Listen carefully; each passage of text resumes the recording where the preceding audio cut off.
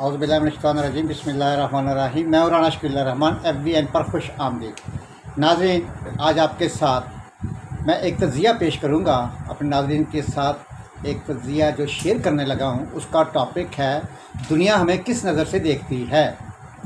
नाज़रीन, हिंदुस्तान के एक नावल निगार हैं प्रेमचंद। वो अपने एक अफसाने में लिखते हैं कि एक बाप और बेटा जो कि नखट्टू होते हैं, नाकारा होते हैं, जिन्हें हम पंजाबी में कहते हैं कि हड हराम, कि उन्हें काम करने की आदत नहीं होती है।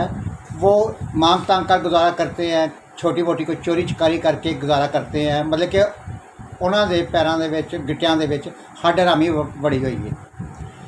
नाज़रीन, इसी तरह एक रात दोनों बाप बेटा, सर्दियों के दिन होते हैं, वो बाहर आग लगाई होती है और वो आलू किसी खेत से आलू चुरा के लाए होते हैं, तो वो आलू भून कर खा रहे होते हैं। बेटा जो होता है वो शादीशुदा होता है, और शादीशुदा जो बेटा, उसकी बीवी अंदर कमरे में पड़ी चीखो पुकार कर रही होती है, रो रही होती है। उसे कोई तकलीफ़ होती है, वो दर्द की शिद्दत से बिलबिला रही होती है। अब बेटा भी सुन रहा होता है, बाप भी सुन रहा होता है। तो बाप अपने बेटे को कहता है कि बेटा जाओ अपनी बीवी को देख के आओ, वो क्यों चीख रही है, उसे क्या मसला है। तो अब बेटे के ज़हन में आता है कि जो मेरा बाप है ये मुझे जानबूझ के अंदर भेज रहा है कि अपनी बीवी को देख के आओ, ताकि ये पीछे से सारे आलू खुद ही खा जाएगा। मतलब उसके ज़हन में ये ख्याल आता है कि ये आलू सारे खुद ही खा जाएगा, लिहाजा वो नहीं जाता। वो अपने बाप को कहता है कि आप जाके अपनी बहू का पता कर लो। और बाप के भी ज़हन में आता है कि यार बीवी तुम्हारी है, अगर ये मैं अंदर गया तो ये आलू खा जाएगा। खैर, वो दोनों बाप बेटा एक दूसरे को इसी तरह कहते हैं, आलू भूनते हैं और खाते हैं, और खूब जब फुल हो जाते हैं तो वहीं पर लेट के सो जाते हैं। सुबह उठते हैं, देखते हैं, कमरे में जाते हैं तो उसकी बीवी जो होती है वो मर जाती है, मरी होती है। और रात को कहीं उसकी डेथ हो जाती है, तकलीफ़ से कराती है, रात को डेथ हो जाती है। और सुबह जब देखते हैं उसकी लाश अकड़ी होती है, और परेशान हो जाते हैं कि ये क्या हो गया, बीवी फोत हो गई। खैर, हस्बे आदत वो गांव के चौधरी के पास जाते हैं, रोते चीखते पुकारते कि चौधरी साहब साड़ी मेरी बीवी मर गई है। बाप कहता है मेरी बहू मर गई है, तो उसके क्रियाक्रम के लिए हमारे पास पैसे नहीं हैं, लिहाजा हमें कोई पैसे दो। चौधरी पहले उनसे तंग आया होता है कि ये हड हराम है, मतलब कि ये काम नहीं करते, ये फिर हस्बे रूटीन ये मांगने आए हैं। वो बड़ी मिन्नतें तरले करते हैं कि जी कस्में उठाते हैं कि जाके देख लें जी, हम मेरे घर में मेरी बीवी मरी हुई है। खैर, चौधरी जिस तरह भी करके उनके मुंह पे पैसे मारता कि दफ़ा हो जाए, दोबारा नहीं आना इधर ना। वो पैसे उठाते हैं। अब सोचते हैं कि यार ये इस बीवी की फोत हुई है, इसका फ़ायदा क्यों ना उठाया जाए। वो पूरे गांव का चक्कर लगाते हैं और बताते हैं कि, और साथ रोते हैं कि जी मेरी बीवी फोत हो गई है, तो उसका क्रियाक्रम करना, उसके कफन दफन के लिए पैसे चाहिए। वो तमाम गांव से 10 पैसे 20 पैसे रुपया, इस तरह पूरे गांव से वो पैसे इकट्ठे करते हैं। पैसे इकट्ठे करके देखते हैं बीवी को, वो बीवी को एक चारपाई पर लटा के अब शहर की तरफ कफन के लिए चल पड़ते हैं कि शहर से जाके कफन लेके आते हैं। अब रास्ते में उसका बाप क्या कहता है बेटे से कि बेटा मरने वाली तो मर गई है, कोई सस्ता सा कफन लेके उसे पहना देते हैं, उसको क्या पता चलेगा सस्ता है या महंगा है। खैर, वो शहर की तरफ जा रहे होते हैं तो रास्ते में एक शराब की दुकान आती है। वो कहते हैं चले कफन बाद में ले लेते हैं, पहले थोड़ा सा इधर से एक एक पैक लगा लेते हैं। वो शराब खाने में घुस जाते हैं। वो एक एक पैक के चक्कर में वो वहाँ पे फुल शराब का फुल मौज मस्ती करते हैं। और उसके बाद जब उन्हें थोड़ा सा होश आता है तो पता चलता है कि वो सारे पैसे शराब में उन्होंने उजाड़ दिए, सारे पैसों की शराब पी ली। वहाँ से वापस आते हैं कि अब क्या करें। तो बाप कहता है बेटे से कि बेटा गल ये हैगी है कि कोई ना कोई किसी न किसी तरह कोई ना कोई मुखय्यर हजरात आएंगे तो बीवी का क्रियाक्रम हो जाएगा, लेकिन ये हमारा सिलसिला पैसों का इसी तरह चलता रहना चाहिए ना। वो फिर दोबारा दूसरे गांव में जाते हैं, पैसे इकट्ठे करते हैं। तो लगता इसी तरह ही है कि पूरी दुनिया से कई ममालिक ने वो प्रेमचंद का जो नावल है उसका अफसाना पढ़ लिया है। तो अब हमें दुनिया पाकिस्तान को किस नज़र से देखती है, ये देखिए कि 2010 के सैलाब में जब 60 ममालिक और आलमी अदारों की जानब से उस वक़्त नाज़रीन हमें 60 करोड़ डॉलर की अमदाद आई थी 2010 के सैलाब में। और इस दफ़ा जो सैलाब मुतासरीन है 2010 की निस्बत बहुत ज़्यादा नुकसान हुआ है। 3.5 करोड़ मुतासरीन हैं इस वक्त, और कम अज़ कम कोई 1800-1900 बंदे की डेथ हो चुकी है, अल्लाह को प्यार हो चुकी है। लेकिन इस दफ़ा 12 ममालिक ने, उस 2010 में 60 ममालिक ने, और आज 2022 के सैलाब में सिर्फ़ और सिर्फ 12 ममालिक और बैनुल-अक़वामी अदारों की जानब से जो अमदाद आई है सिर्फ़ और सिर्फ 9 करोड़ डॉलर।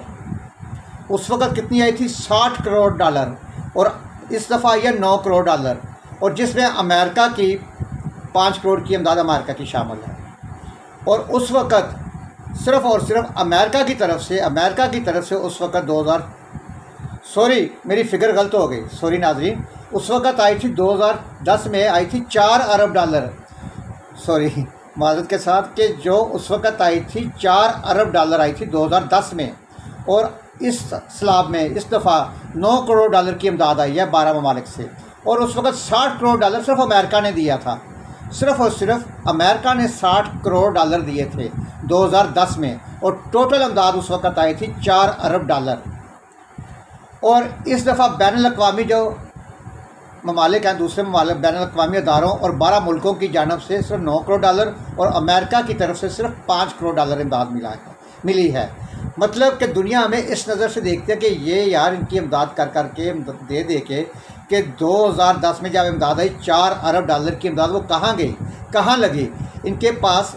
देखिए, इस तरह के जो पैसे आते हैं इमदाद की शक्ल में पैसे आते हैं नाज़रीन, उसकी भी आपको एक अकाउंट्स रखना चाहिए, उसका भी आपको एक दुनिया के सामने, दुनिया को सही फिगर दिखाने के लिए कि ये इतनी इमदाद इकट्ठी हुई है, इस पे ये ख़र्चा है, ये सैलाब मुतासरीन का ख़र्चा है।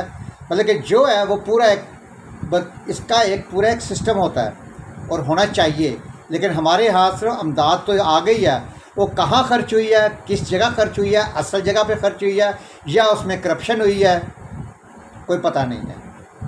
लिहाजा अब दुनिया हमें वो प्रेमचंद के बाप बेटे की तरह देख रही है, उस नावल निगार के अफसाने की तरह, जो प्रेमचंद का अफसाना है कि हमारा पाकिस्तान वो बाप बेटे जैसा किरदार अदा कर रहे हैं हम पाकिस्तानी। तो ये हमारे लिए बहुत ही बड़ा एक शर्म का काम है, हमारे लिए बाइस शर्म है। नाज़रीन, इस वक्त मतलब यकीन करें कि आज का जो सैलाब है 2022 का जो तखमीना लगाया गया है वो 22 अरब डॉलर का है। 22 अरब डॉलर तक हमारा नुकसान हुआ है, और अमदाद हमें सिर्फ़ और सिर्फ 9 करोड़ डॉलर की आई है। इस मुल्क पर अल्लाह ताला अपनी हिफाजत करे और अल्लाह ताला अपने गैब के खजाने से मदद करे। ये कह सकते हैं बीइंग ए मुस्लिम हमारा ईमान है कि अल्लाह ताला उन इस्लाम ज़द्दगान के लिए कोई ना कोई गैब की शक्ल में, गैबी ताकत से कोई मदद करेगा। और यहाँ पर मेरा हामिद मीर साहब को, उन्होंने सियासत को, हामिद मीर साहब ने जियो टीवी के सीनियर एंकर पर्सन, जानी पहचानी शख्सियत, सबसे ज़्यादा काम हामिद मीर साहब ने किया है, और दूसरे नंबर पे इमरान रियाज ने किया है। नाज़रीन, अब चलते हैं तज़किये की दूसरी साइड पे कि इस वक्त मतलब कि हमारा जो सिस्टम है, दुनिया तो पहले ही हमें हड हराम या नकम्मा या करप्शन ज़्यादा मुल्क कहते हैं, और ऊपर से हमारा जो इंसाफ का सिस्टम है, मतलब कि हम हर तरफ से महंगाई के लिहाज से दुनिया का सबसे बड़ा तीसरे नंबर पे, हम पूरी दुनिया के अब तीसरे नंबर पे महंगाई में, और इंसाफ के सिस्टम में, अदालती सिस्टम में हम इस वक्त 174 ममालिक की फ़हरिस्त में से 162 नंबर पर आ चुके हैं। नाज़रीन, एक हाल ही का वाक़या है, यह सितंबर में एक केस का फ़ैसला हुआ है। इस्लामाबाद में एक शहरी ने, यह भी नहीं कि किसी गांव या देहात में नहीं, पाकिस्तान के दारुल हुकूमत में साल 2000 में एक वाक़या पेश है। मैं मुख्तसर बयान करता हूँ कि वहाँ के एक शहरी ने उसके घर के आगे एक बहुत बड़ा ट्रांसफार्मर वापडा ने लगा दिया। वो शहरी ने वापडा में एक दरख्वास्त दी कि जी ये ट्रांसफार्मर यहाँ से तब्दील कर दिया जाए। वापडा ने उसे एक तखमीना लगा के दिया कि इतने पैसे दो और ये ट्रांसफ़र चेंज कर देते हैं। उसने वो पैसे भी अदा कर दिए, लेकिन उसका वो ट्रांसफ़र वहाँ से चेंज नहीं हुआ। उसके बाद वो 2-3 साल उसने देखा कि कोई असर नहीं हुआ, कोई काम नहीं, मेरे पैसे ज़ाया हो गए, तो वो वहाँ पे मोहतसब आला की अदालत में चला गया। वो शहरी जब मोहतसब आला की अदालत में गया तो मोहतसब आला ने मसला हल करने का हुक्म दिया और फिर इसके दरमियान नेपरा आ गया। नेपरा ने 18 साल के बाद यानी कि 2018 में शहरी की दरख्वास्त को नामंजूर कर दिया। सन 2000 में वो केस दायर किया 2000 में, और 2018 में शहरी की दरख्वास्त नेपरा ने नामंजूर कर दी कि ट्रांसफार्मर CDA की मंजूर शुदा प्लान के मुताबिक नस्ब किया गया था। नेपरा की जानिब से ये कहना था कि ये CDA की मंजूर शुदा प्लान के तहत ये नस्ब किया गया था। अदालत ने CDA को तलब किया। CDA ने अदालत से अर्ज़ किया कि आली जहां ऐसा नहीं है, बल्कि इस हैवी ट्रांसफ़र की तनसीब तो CDA के प्लान की खिलाफ वर्जी है। मज़े की बात कि CDA ने कहा कि इसकी तनसीब तो हमारे प्लान की खिलाफ वर्जी की गई है। अदालत ने फ़ैसला किया कि दोनों अदारे CDA नेपरा एक माह के अंदर अंदर इस मुसीबत ज़दा शहरी के ये दरवाज़े से ये हैवी ट्रांसफार्मर को तब्दील किया जाए और 1 लाख रुपया जुर्माना इन अदारों ने उस शहरी को पे करना है। नाज़रीन, इस केस का फ़ैसला यकीन कर 2000 में ये केस शुरू हुआ और 2022 में जाकर इसका फ़ैसला हुआ, सितंबर ये इसी महीने में। तो इसका मतलब 22 साल, एक सिर्फ ट्रांसफार्मर को चेंज करने के लिए 22 साल लग गए। नाज़रीन, इसी तरह का कई वाक़यात हैं, सैकड़ों हज़ारों केसेस जेलों में चले जाएं, बेगुनाह लोग पड़े हुए हैं। जैसा कि मैंने अपने नाज़रीन के साथ एक वीडियो शेयर की थी कोई 1.5 साल पहले कि रानी बहन मुझे माफ़ कर दो, रानी बहन माफ़ करो के नाम से। वो रानी 18 साल चिन्नौर की खातून एक बेगुनाह अपने शोहर के कत्ल में अंदर हुई, जेल में हुई, और 18 साल उसकी पूरी फैमिली को, उसकी माँ को, उसके वालिद को और भाई को पुलिस ने पकड़ लिया। उसके वालिद की डेथ जेल के अंदर डेथ हो चुकी, जेल के अंदर उसके वालिद की डेथ हुई बेगुनाह, और उसका भाई तकरीबन 16 साल बाद जेल से रहा हुआ और 1 साल बाद उसके भाई की भी डेथ हो गई। और 18 साल के बाद रानी को अदालत क्या कहती है, जब अदालत ने उसे फ़ैसला किया, बरी किया कि हम आपसे, अदालत आपसे शर्मिंदा है। एक जज साहब के रिमार्क्स थे रानी बीबी को कि अदालत आपसे शर्मिंदा है, अदालत आपको आपकी जवानी के 18 साल वापस नहीं लौटा सकती। ये हाल है कि एक बेगुनाह औरत 18 साल तक जेल की चक्की में किस तरह की ज़िंदगी गुजारी, ये मेरी आप वीडियो निकाल के मेरे program Faisalabad views and news में देख सकते हैं। पूरी एक मैंने उसकी एक हिस्ट्री, एक तारीख़ बयान किया जिस तरह उसने जेल के अंदर ज़िंदगी गुजारी थी। नाज़रीन, इसी तरह वाक़यात तो बहुत भरे हुए हैं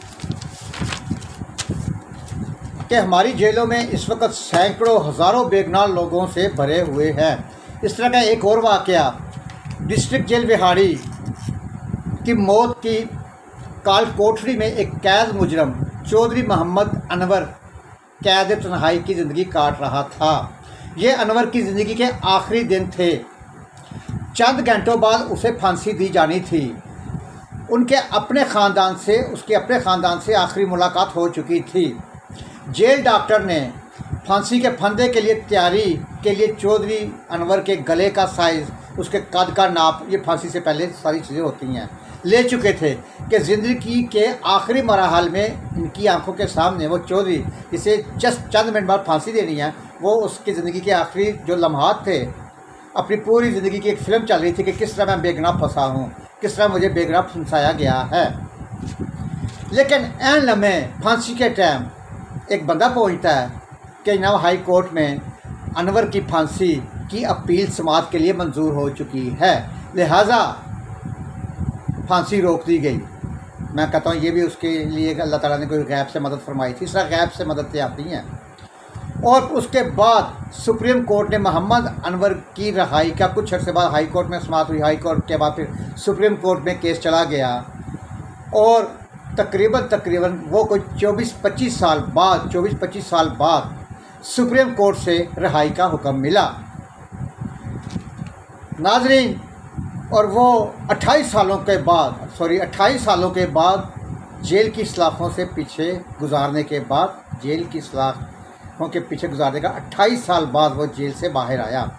और उसके 28 साल कहाँ गए? उसकी जवानी, जब वो बाहर आया होगा लाजमी उसकी गर्दन कमर झुक गई होगी, बाल सफ़ेद हो गए होंगे। और इसकी उस वक़्त ज़हनी कैफियत क्या हो सकती है? क्या वो आम आदमी की तरह ज़िंदगी गुजार सकता है? सोचने का काम है।